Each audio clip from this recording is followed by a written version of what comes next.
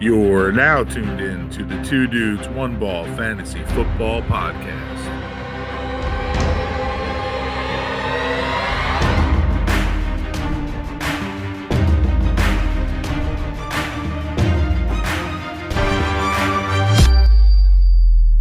Welcome in, everybody. You're tuned into the Two Dudes, One Ball Fantasy Football Podcast. I am your host, Michael Eck, and alongside of me, my partner, as always, Ryan Green.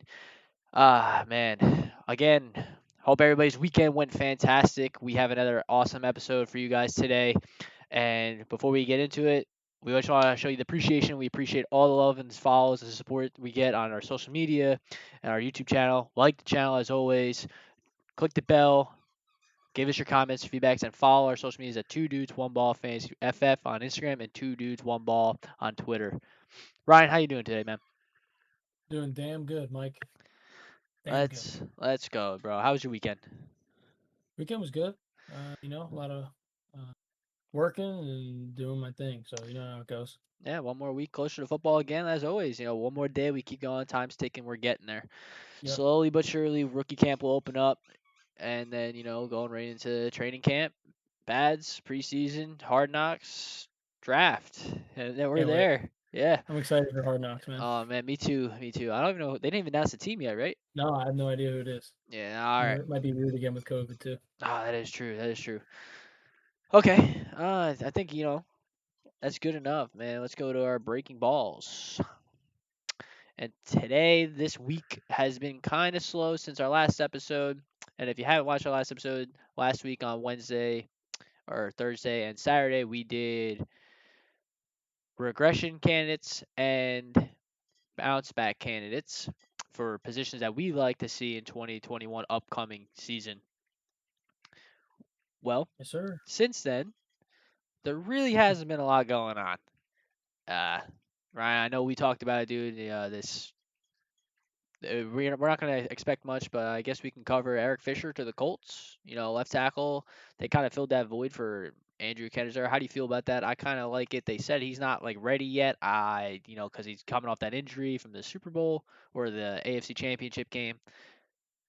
I mean, it fills a void, right? But yeah, you were talking about it for a while now that the Colts needed to bolster up the offensive lineman that they lost. Yeah, exactly. And they really didn't do it in the draft, so here it is. And Phil, exactly, because that left tackle position can be vital for the offensive line and get Jonathan Taylor. Carson Wentz's blind side. Yeah, and it helps Jonathan Taylor. This is the things you want to see for Jonathan Taylor to actually have a progression forward to possibly like him. So I think it's a step in the right direction for him, but there's a lot more questions than there are answers right now.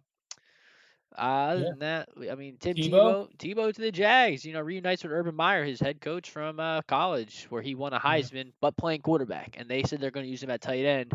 Dude, I kind of see him being more utilized like Taysom Hill. Like, I can see him coming in, be that Swiss Army knife, play tight end, play quarterback, It's going to be fun. I think it's going to be fun. What a sight. Yeah, right? Oh, man. Tebow. Fun to watch. How old is that guy now? I don't know. He's pretty old. Bouncing around the Jets, Philly, Broncos, Mets, going to baseball and stuff. Right. Coming back to It'll football. Be cool to see him out there. Yeah, man, we got to bring back the Tim Tebow post again. You know what I'm saying? Yeah. Okay.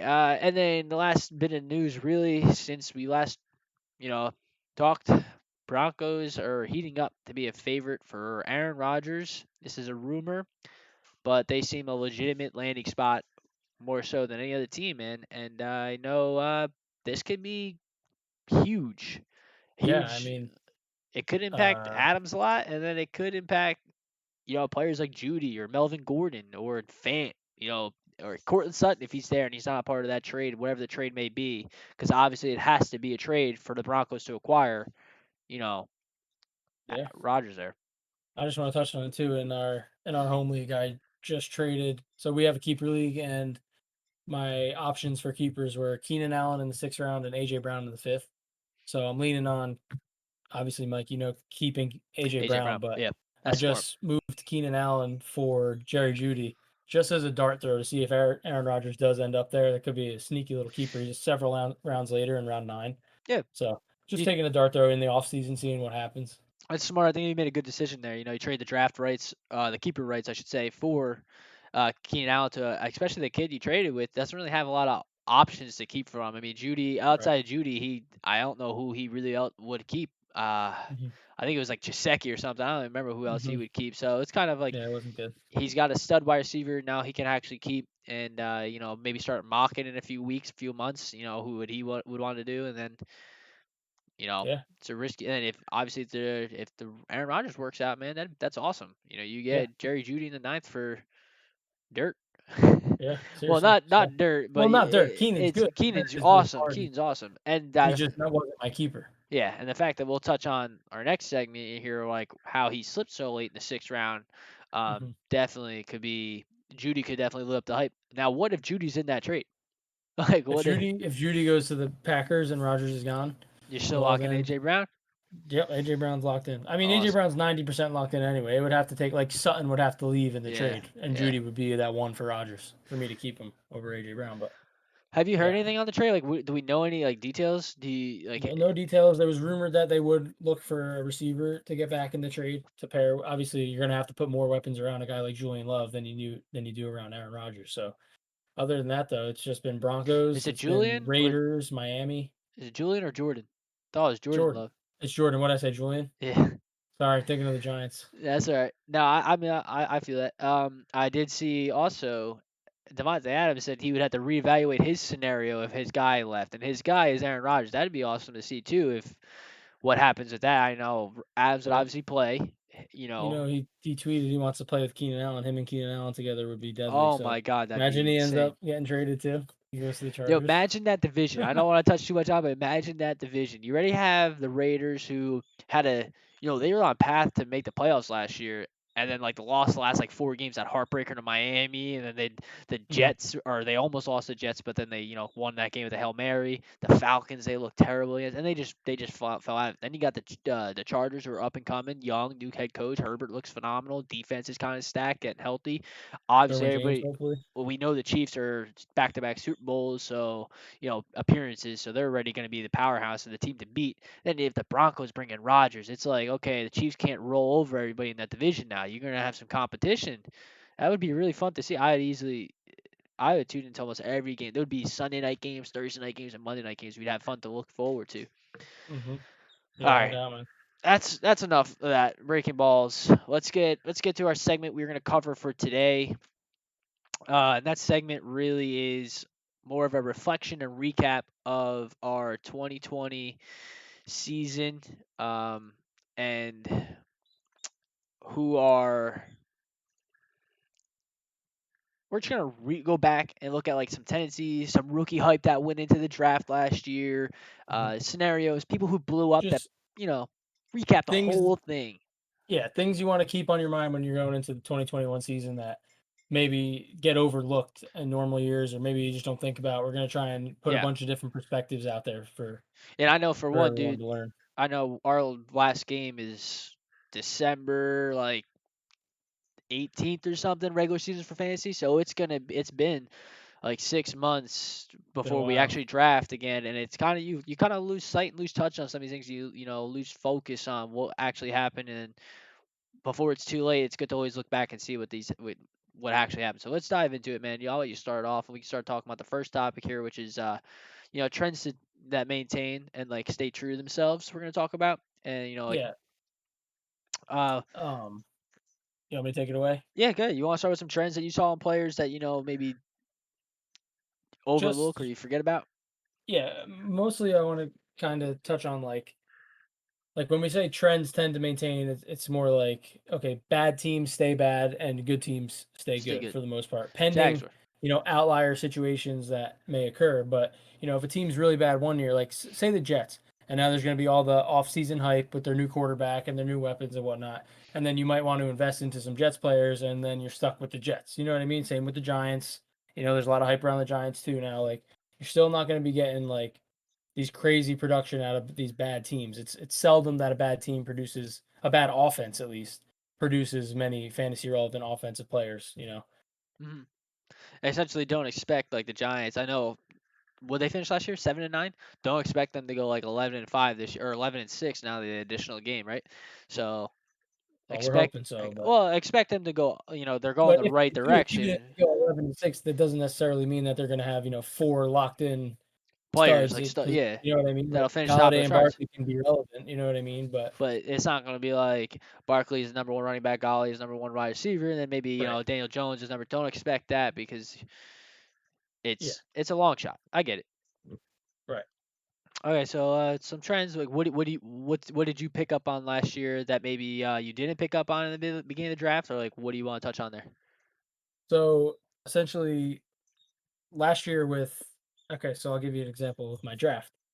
The way I attacked the draft is I went Devontae Adams first round, and then I took an upside flyer on a rookie, Clyde Edwards-Helaire. Obviously, it What didn't work what out, pick but what pick did you have?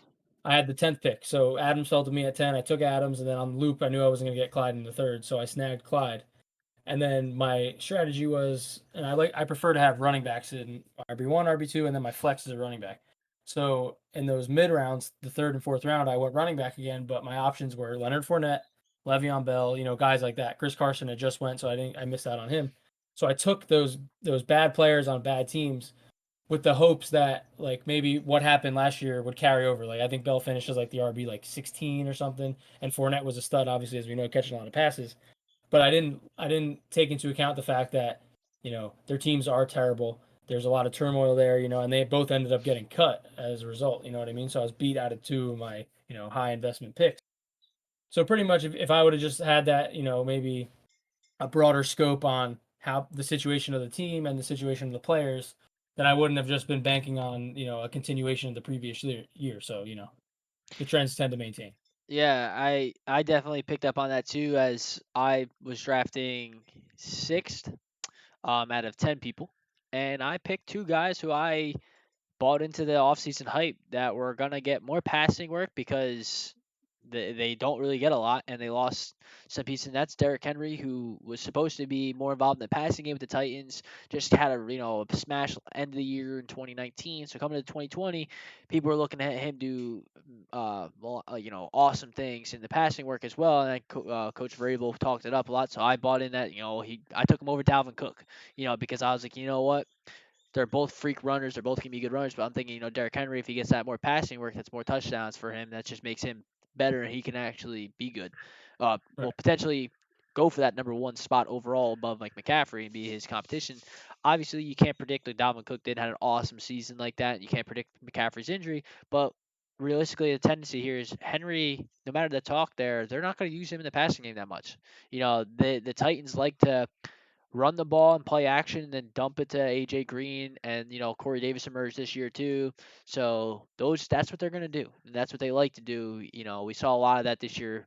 Obviously AJ Brown was I think the yak leader yards after catch. He catch a nice little like 10, 15 yard slant curl drag route and just goes. I know against my team against the Ravens, he caught like a 5 yard pass and he was on the 15-yard line, just bulldozer through like four people to get in the end Yeah, zone. broke like 4 tackles. It was ridiculous. I was just like, what are we watching? And then Derrick Henry caps it off with a 20-yard touchdown run. Yeah, he made it look easy. So, and then my second pick backing up into that was Nick Chubb, another guy who I banked more on the offense that utilized him more with Kareem Hunt and improve the O-line. Now, this one worked because Chubb, they used him a lot in the goal line. The Browns showed that 2 years ago, and they had no result from it with a terrible O-line. So they got O-line, and they went back to it this year, and Chubb, being an awesome runner he is, smashing the spot. So this is one of those scenarios where it worked, and then it didn't work with Henry, and then it worked with Chubb. So definitely for sure. And we saw in other spots besides us in our draft, right, dude? Like we Yeah. saw I can bring up let's see. I'm gonna pull up the draft here. Maybe like somebody like the eighth pick, picking like three wide receivers in a row and banking on DJ Moore to have an awesome year with a new quarterback. That Right. scenario in the third round, that's definitely something you can take. You know, DJ Moore is an awesome player, but with the tendencies of Teddy Bridgewater, he's not going to be able to just keep going to one guy. He throws the ball around a lot. He has other options. He dumps it off. Christian McCaffrey got hurt, so he relied a lot on Mike Davis early, and then I found a little gel spot with Curtis Samuel later on. So it's kind of like what's that tendency? Now he goes to Denver, and it's like, okay, who's he going to gel with there? That's why I'm high on Melvin Gordon, but then they just bought in Javonte Williams. So it's kind of hard to look at that in a new team's perspective, too. So, and now you got Darnold back in the Panthers, and we all know he's got stuff with Robbie Anderson, right, man? So, like, hey, Yes. I expect Robbie Anderson, him to gel together this year. So that's like a tendency you can look towards as a positive note. See, but then there's the negative part of Darnold, which been a Bad bad thrower. quarterback. Yeah, exactly. What's just gonna make him all of a sudden become a better quarterback? So like just trends like that. Like maybe don't bank super high on the DJ Moore, Robbie Anderson type guys when, you know, Darnold's unfortunately league. Darnold's not that good. Yeah, Darnold. When Darnold's, I mean, but Darnold could also be a product of Adam Gase. I mean, we saw Tannehill with Adam Gase. Right. Right. There is Literally, always that opportunity, but that's see, how often does that occur? it's true. I can go through Adam Gase's career. I mean, the only quarterback he's really did something with was Peyton Manning. But was that Adam Gase or was that Peyton Manning being a legend? But that's a topic for another day. If we could talk about because he ruined Jay Cutler. I mean, Jay Cutler was also nothing to really begin with. But again, topic for another day. Do you want to go to the next topic, or do you want to keep talking Yeah. about these trends, man? I mean, I mean, because I think that the point is across that, just watch those pay attention to tendencies. what was last year. Don't maybe, bank on too much to change if it's a bad team. They're not going to become, playoff contenders, that type of stuff. Yeah, exactly. Just keep I think, dude, the next topic we're gonna cover is one that gets a lot of people, and got me. it can get you in a good way, and get you in a bad way. And it for sure. We're gonna talk rookie hype here. Ryan, you explain your scenario why you took Clyde Edwards so early. There were leagues and people that said Clyde should go in the first round. Me personally, I don't think so. I mean, this is not hindsight. I just believe he was a second, third round kind of running back coming out of college. Why'd you take him so early? Why'd you buy into that hype? I took him technically to second round. You Obviously, it was did, the wraparound. But yes, but the reason I took him was I took Devontae Adams, so I was like, okay, I have a locked in stud wide receiver. Now I can take this rookie who has the upside to be, what we saw out of Kareem Hunt, which is just a dominant running back on a great offense like the Chiefs. And at worst, what's he going to be, an RB2? Which he ended up being that. I think he was the RB12 throughout a majority of the year, but just underwhelming performances. But you know, it's the rookie hype. He comes out, he's the first running back off the board. He goes to the best landing spot you can imagine, which on the best offense of the NFL with the Chiefs. He was a great pass catcher in college, so now you're thinking, oh, he's going to be catching passes from Mahomes. He runs good routes, and I fed into the hype, and it didn't work out how me and obviously plenty of other people who drafted Clyde wanted it to work out. But that's just how it goes. But what we're gonna get into here, Meek, which I'll let you take. I just explained myself, but I'll let you go into it. Is why maybe you should temper your expectations on these rookies who go to these ideal landing spots, or so they seem. You know what I mean? yeah, I mean, we can talk about that for other scenarios. Like, I mean, I just want to touch upon that too. Like, Jonathan Taylor went to a good spot. A guy like Clyde Edwards, not a good pass catcher, but he went to a team with a stacked O line. And Phil Rivers, who loves to look at his running back, all he needed was his chance, and he got it. And look at it last year; he didn't run away with it early after Mac went down. Hines still played a big role, but once Taylor got into his rhythm around like week 9, he was a smash from week 9 to week 16, and he got himself all the way to the top 5 at the end of the year. So that's the spot where you could have bought into that hype of Jonathan Taylor being that awesome runner he was in college. Obviously, he didn't project to be a second or third round pick last year. As in our league, he went as early. He went 6. I know in some leagues he was going as early as 5, and as late as I think 8. I was seeing like between 5 and 8.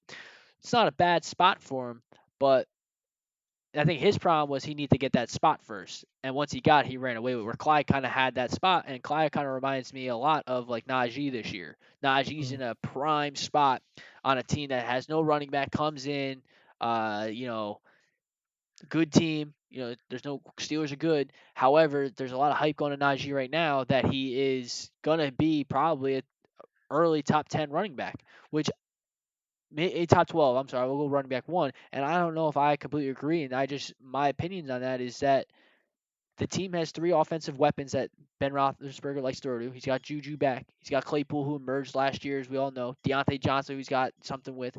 They drafted a tight end. Ebron is still there. They didn't answer any O-line problems. That O-line is still hard, not good on the run game. Just because they got rid of Connor doesn't mean Najee's going to come in and be this awesome, elusive guy. And on top of that, Ben's getting older. He dealt with the elbow injury 2 years ago. Last year, he didn't look as dominant as he has in the past.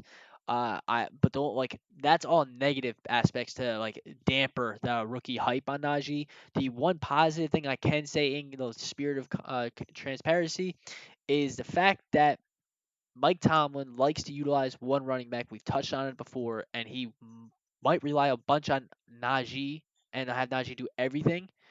And I mean, even if he does that, I can't get over how bad the O line is. They might find themselves Right. giving the ball Najee first down, they get 1 yard. Give the ball again Najee, maybe in the pass on second down, like go to him in the flat, and they get 3 yards. Now they're at 3rd and 6. That Right. drive can be stalled and stopped, and it's just like okay, Najee, and then the next drive they get, maybe they don't rely on him because they can't do anything with the offense going forward with a bad O line for running. Right. Now, again, like you said, how Tomlin likes to utilize one running back. That is really his selling point. Workhorse backs are hard to find in fantasy right now. For So sure, that man. just that level of workload will keep him in that top conversation. But the point that we're trying to get at here is maybe temper your expectations. Like, Yeah, pump the brakes a little bit, right? right, just a little bit. You don't want to Uh, reach for him in the first round or something crazy like that. Like, and I'm just not understand it is a rookie. It's still a COVID year situation. So I'm not saying he's gonna fall, so far down, bro. I think he's gonna come down a little bit, and people are gonna be the ones that are gonna. There's gonna be people out there that are gonna bite on him a lot earlier because if you're in a PPR league after pick like 7, it's kind of like a toss up at this moment, and people might jump the gun and they're gonna be disappointed if it doesn't work out. So I'm just saying, if pump the brakes in my eyes, he's still a second round running back, right. mid late second round running back.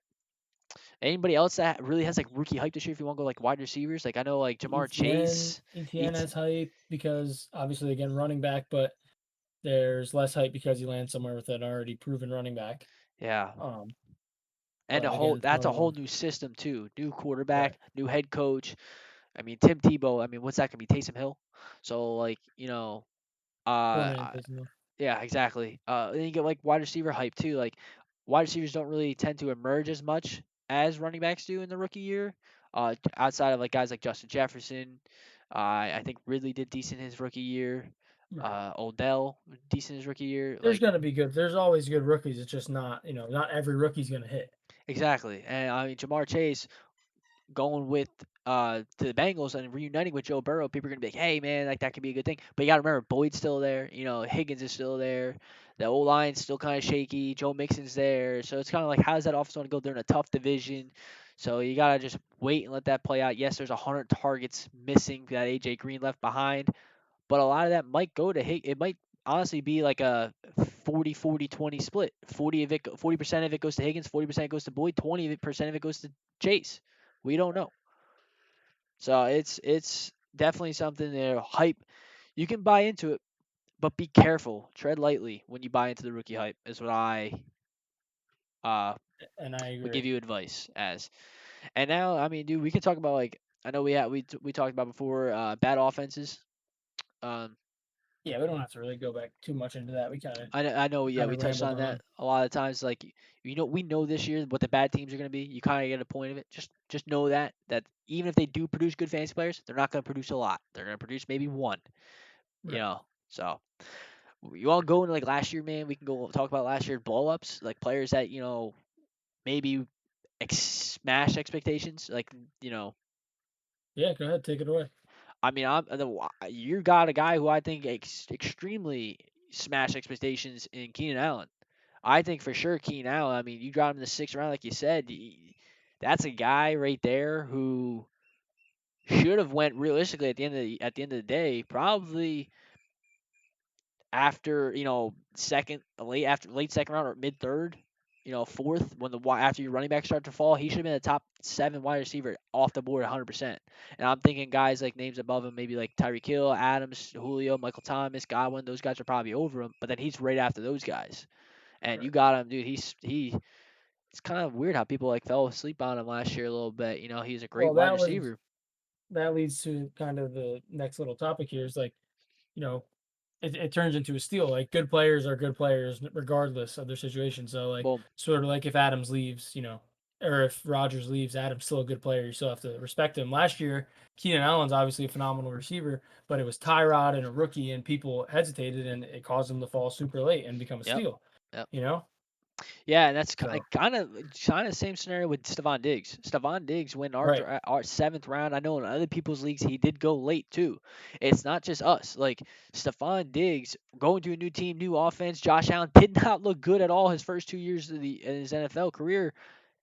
2 or 3 years. It's kind of like, okay, what do we expect of Stephon Diggs? We know he's a good route runner. He's fast with the Vikings, but like now he goes to a team that an inaccurate quarterback, new system. How's he going to be? And he turned out to be this phenomenal second best wide receiver last year. yeah, good players are Smashing good everything. players. Exactly. He proved to be good, and he made Josh Allen better, which That's 100%. I want to tie into that too. Josh Allen's another guy. No one really bought the hype into Josh Allen. Like, you believed in a couple years ago with Jameis Winston and how Mike Evans and Godwin had a lot of hype because they got Bruce Arians, a quarterback whisperer, and how he's supposed to be good. And people bought it. All right, Jameis Winston to be good. If James Winston turned over the ball a lot, well, Josh Allen was in his spot. Got him a guy who's a stud wide receiver one here on his team. Can he just get him the ball? And he did so much this past season, and it paid off dividends for Josh Allen being the number one quarterback in fantasy. Uh, just a complete outburst for him, man. And now he got himself from potentially undrafted last year in some leagues or really late to he might be the fifth quarterback off the board this year, fourth quarterback behind Mahomes, Murray, and Lamar, even above some of those guys. Right. Yeah, man. It's I mean I'm just looking at our old draft board, man. I'm thinking of some guys too that might have fell.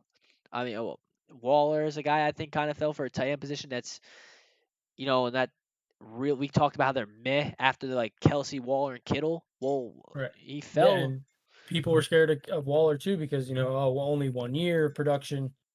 They brought in Ruggs, whatever, blah blah blah, Shaky this, that, and the third. offense. Right, exactly. Who knows how good Carr's going to be? But again, Waller is good. You just have to follow the talent. Most of the Yep. time, talent's going to win. Even like look at Allen Robinson. He's been in a shitty situation his whole career, but he's a good player, so Yep. he's going to produce. He So never just keep had. an eye on Yeah. that. If there's a player that's maybe he's a good player, but some situation, blah blah blah, and he's fallen, don't be afraid to jump on that maybe a little earlier than you expect. Yeah. And I mean that's a really good point. You gotta watch. Talent prevails in a lot of more scenarios than not. Talent will always prevail, and you just gotta just know that. That's the big thing going for your drafts, and even after the draft, if you see someone get cut and you're on your waiver wire, you're surfing through, and you know that guy's good. Like in one of my leagues, someone cut AJ Brown because the first 3 weeks he wasn't doing anything. Mm. That's a steal. He's That's talented. He's actually nuts. awesome. So I picked him up. So I mean, that was awesome. I think the next, in contrast, we can definitely talk about crashes and disappointments. Players who you expected to be good and drafted, and then we can even. I mean, I don't know if you want to touch about injuries on this, but like, Eh, it's tough to no, talk about injuries are injuries. hard to predict. But I But like, would like to get back into what I spoke about before with my draft, and I took Leonard Fournette. Leonard Fournette falls into this crashes, disappointment scenario. you know, Again, like I said, he blew up like 2 years, whatever it was, 2019. He was catching a bunch of passes. He was a great PPR running back. And then you get all this hype, and you think that it's going to continue, even though there were rumors that he wasn't happy there, he wasn't a good locker room presence, the coaching staff, whatever. But you tend to overlook it and maybe just try and buy into a false hope almost, and then it turns out to crash and burn and completely ruin your yeah, team. you see, like Fournette's a guy, had. Well, I think he's a is he 3 yards per carry average, or is he less than that? I And don't know. It was bad. I know he might have some games where he does go off and he looks dominant, and it's like, where's that every game? And you're right. Maybe it's like, hey man, maybe it's just that team that year. Bad Jaguars are bad. Things are changed this year. Things will go up. They got an old lineman. They're answering. They're playing from behind. They'll throw the ball. But realistically, Fournette is not a guy that you're excited to watch. So he's not great. So again, it's one of those scenarios. Good players are good players, where Fournette isn't really spectacular. You know, which honestly, I'm looking at your draft from last year, dude. The Bell, Fournette, Ingram, back to back to back. All three of those guys probably disappointments for you. Yep. Ingram And I dealt. was banking on a lot of shit to carry over that wasn't realistic to carry over. I mean, yeah, Bell is a product of Adam Gase. I believe in that 100%. I think Bell has still got some juice in the tank, and if he got a chance with the Jets with Robert Saleh right there. And if they never made that move, I think he might be decent for fantasy this year, especially with that system. He could be a leader in that locker room for the offense, but that's something we'll never be able to see because obviously the trade. Dude, just talking about other people that maybe like crashed and burned. DJ Chark made Mike Evans. Mike Evans, projected to be high with Tom Brady. Evans did okay. He did decent. He was definitely, but he got a lot of touchdowns. You take those touchdowns Right, away, but and it's still, you take those touchdowns regardless when they do happen, especially. Miles But Sanders. Chart Sanders, another one. Sanders. Sanders, you knew there was always rumors of the committee backfield and all that shit. Chark, I want to touch on too, like you touched on. Again, same situation as Fournette. Bad team. Maybe they had an outlier season. You think it's going to carry over, even though there's so many odds against them, and it doesn't work out. I'm also looking at some of these players. We can't really talk about like Demont. He just put in a really awesome spot last year. Like lost Cohen. Team just relied on him a lot. He had an Okay, easy schedule. Demont's. I'm glad you brought that up. Demont's another one, which we did touch on for regression candidates, but it's the same type of thing. He had this dominant end of the season, and then people are going to invest highly in him, thinking that it's going to repeat. Yeah. Odds are it's not going to repeat. It's bad Yep. offense. Obviously, Fields could come in and change that, but as of right now, it's bad offense. Bad head coach. Not a good situation for David Montgomery to be in, especially if you're going to invest, a high pick in him. Cohen's coming back in. Just because he finished third or fourth last year, don't take that obviously in consideration. But remember, he's getting a bad O-line still, bad head coach. Like you said, man, bad offense. Fields can maybe change that, but Cohen's coming back. Things don't. Right. There's a lot of things going against exactly. him. Take a minute. Take a minute. Take a minute. I agree with you, dude. I agree. I mean, I feel the same with I'm trying like Todd Gurley. I know he's still a free agent, right? And he hasn't signed but he's a guy that maybe went to the Falcons. Everybody's like, oh, he's the guy. He's the only guy there. And another good example. we've seen one or two good years out of Gurley and his 6-year career, and he's arthritis in his knees. Dude, you're 27, 28. Right. Shut up. Relax. You can't get relaxed. It's just literally, dude, you're putting out amazing examples right now because it's the same thing. There was rumors that his knee was fucked up, and it was risky to take him especially because we saw him the previous year not look 100% at all on the field with the Rams. So now it's like, oh well, it's Gurley, and disregard all the negative things. He invested in him, and it didn't. I mean, he did get a lot of touchdowns this year, but look at his now. His career's pretty much over. So yeah, I mean that's what the only thing kept him afloat last year was his touchdowns. If he didn't punch it in on the 3, 4, 5 yard line, dude, he was losing his job. To Brian Hill, he was losing it 100%. I mean, some of these guys, like I know Godwin got hurt. Can't really talk about him that much. Thomas got hurt. Can't really talk about him. Barkley got hurt. I think that the point is plenty explained that it is. It definitely there's is. negative implications that are drastic. You can't really overlook it just because of the previous year. You have to take all these things into consideration and take everything you hear in the offseason, like you said on Henry before, with a grain of salt to assess your draft targets as best as you can. Yeah, coaches will definitely find a way to talk up their players, man, and want you to pick them. And it just builds up the hype, and the media plays such a big role in playing up the hype too. But do your own intuition. Sit down, think about it, look at it, visualize it, Right. realize If you have it. to talk yourself into a player, then the odds are that there's a reason you're talking yourself into him, and it's not a given, and you might want to avoid it. Yeah, if you pretty much if you're between two players and you're like, hey man, I'm gonna flip a coin, and you want the coin to land on a specific side, you're not really flipping a coin. Just pick that side you want. Pick that guy you want. Don't even bother doing that at that point. All right. You want to touch on schedules here? I mean, yeah, we can definitely talk on schedules. You're big on schedules. I want to let you start this one. I'm huge on schedules. I'm not crazy like, yeah, man, every schedule I go to the draft board with every schedule. But no, I kind of have in my mind, like I hear them say like last year AFC North had an easy schedule. So that's why I took Chubb, I took Juju, I took, I was high on Dobbins as a rookie because I knew once he got his chance against those easier defenses, he'll look even better. I wanted Lamar, but obviously I can't get him because that awesome season he had the year before. So I kind of relied on those guys. And then teams last year that hard schedule was the NFC East. The NFC East, no question about it. Giants, Eagles, Cowboys, Washington football team, all had hard schedules. I didn't have a single player on my team from that division. It's just it definitely persuades me in a way, and I think this year the NFC North is looking like having a hard schedule. But there's guys in the NFC North you can't pass up on. Adams, obviously Aaron Jones, you can't pass up on those guys. Outside of those guys, the iffy, wide receiver twos, running back twos is where you want to start pick and choosing. You got to really taking that that schedule as a consideration. And again, like everything else that we talked about, this is kind of like hype and it's kind of like a grain of salt, Ryan. You can't look too much into the season because like the Jags can come out and be 14-2. Like come out of nowhere and be good and like play Well, teams outliers competitively. happen every year. Exactly. Yeah. So you gotta like be eerie of that. You gotta have Well, that in mind that things could happen, and it's like, but for the most part, it you can use it as like a backbone, and you use right. that as like, okay, I build my team off of this, build my strategy off of this, and then go more into that, like, in depth. I think this year AFC South, try to get players that play them. You know, Texans are a shit show. Jaguars defense is bad. The offense might be heating up. Colts defense is good. Offense is, Carson Wentz might turn over the ball, and the Titans defense might be shaky, losing a lot of players on that side too. Yeah, I'm, no, sh- definitely. I'm trying to think, dude. I'm trying to think. Like, Well, real AFC. quick, um, before you get deeper into that, with what you said about schedules, like take that into consideration. You never want to pivot off of a dominant player because their schedule's bad. But when you get into those later round guys and you're like, well, blah, blah, blah, this, that, and the other, this, that, and the third, then you might want to say, okay, well, their schedule is brutal this year.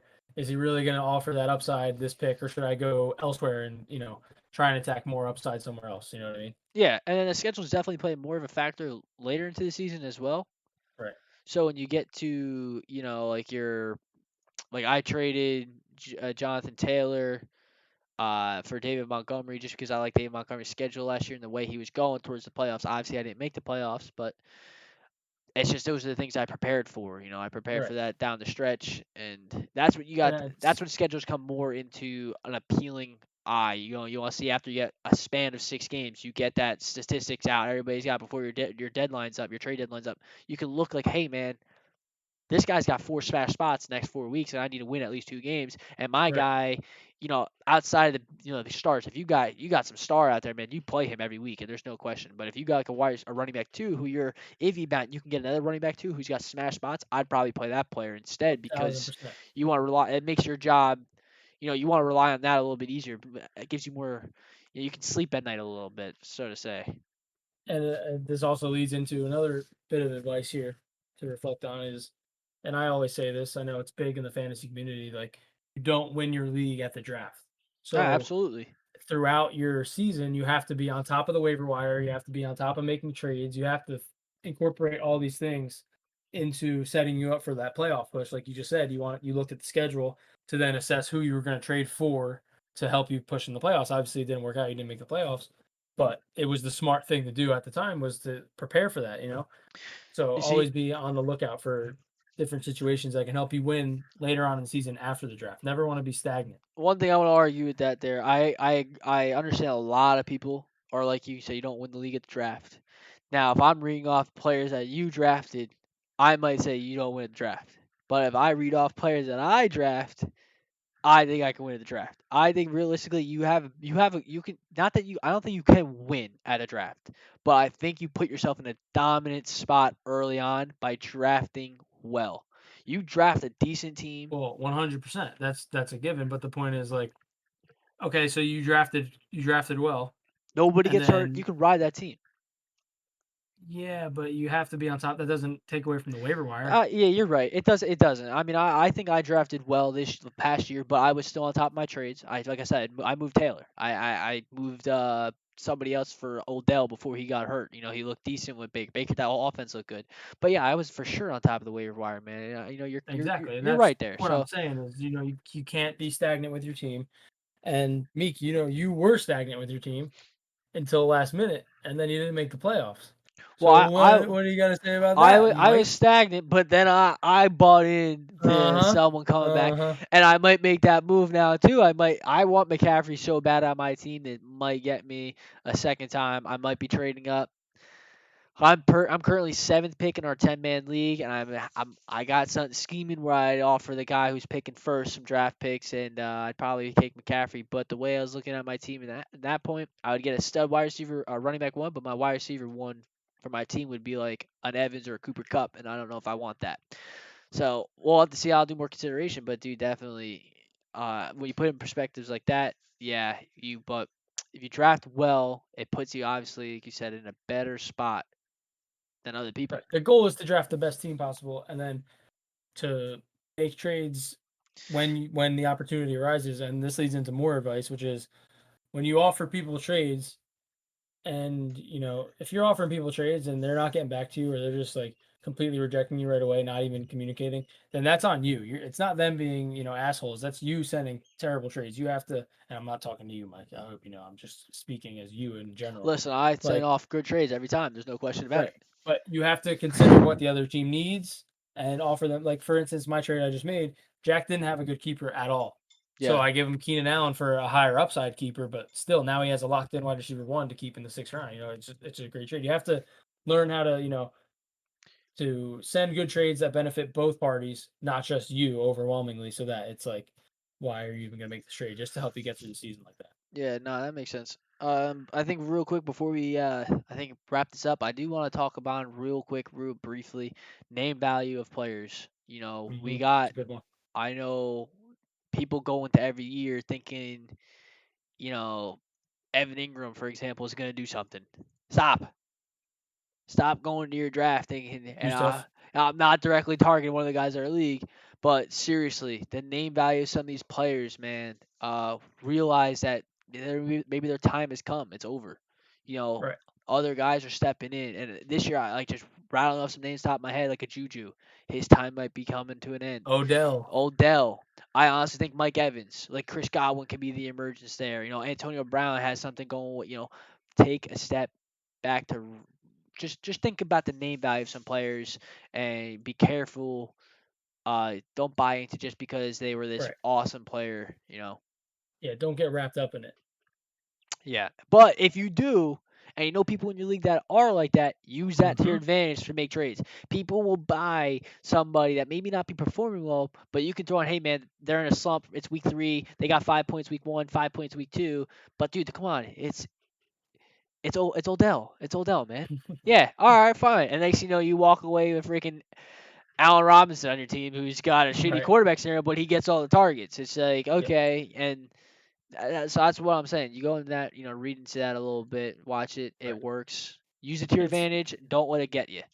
You said it perfectly. If it's try not to buy into the name value, but if you do get caught in a situation where you have a guy with good name value and you want to pivot off him, then you can use that name value to your advantage. So Yeah. you said it perfectly, dude.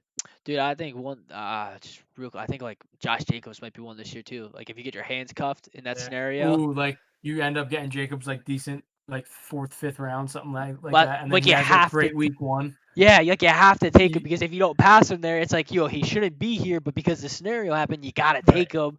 Week 1, Kenyon Drake doesn't do much, he smashes. Get rid of him. Get rid of him. Trade him Like for that. someone who's guaranteed work. Trade him for left. like a Chubb who maybe had like an 8-point week because the team maybe was down 43 to freaking 14 and they got rid of the run game. So look at that. Mike, That's this all plays into you don't win your league at the draft. yes. You're just Okay. pivoting All and right. you're selling All right. players. All right. I sold completely hard on that topic. You're right. I sold. You're right. But now you're selling the name value player and you're making your team better. And Exactly. It's phenomenal. And fantasy football is fun. You have to play it for what it is. It's a game, but you gotta make sure you're on top of all your shit. And yeah, it's a lot of fun, man. I cannot wait for the season. Dude, I it's can't so wait fun. for draft season. I can't wait for draft season because the content's gonna be so good. We're gonna be having we got a bunch of strategies mocks and strategies and fun stuff.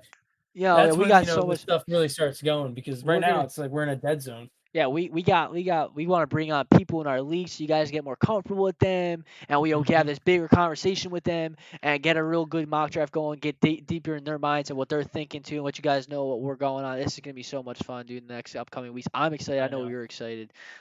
Dude, only a few more months. It's like honestly a month away, and we're digging deeper into the camp. We'll probably get injuries, more. It's just more news. There'll be trades, there'll be injuries, and then. Fuck. Dude, it's gonna be a blast, and it's gonna be more fun now that we're doing this. Yeah. Oh man, I'm so excited. I'm just thinking about it's got me thrilled. I can't wait. All All right, right, dude. let's get the hell out of here, man. Yes, sir. Yes, sir. That's yes, sir. And that will do it for us for the day.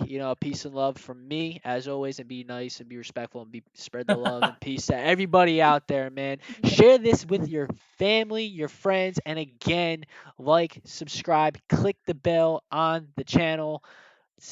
Just spread the love, man. Give it to us. Follow us on Instagram at 2dudes1ballff. That's a number 2. That's a number 1. And at 2dudes1ball on Twitter with the number 2, number 1, as you see on the screen. Peace and love All from right, me. man. God bless. Thank you for listening to the Two Dudes, One Ball Fantasy Football Podcast. Please like, subscribe, and comment below.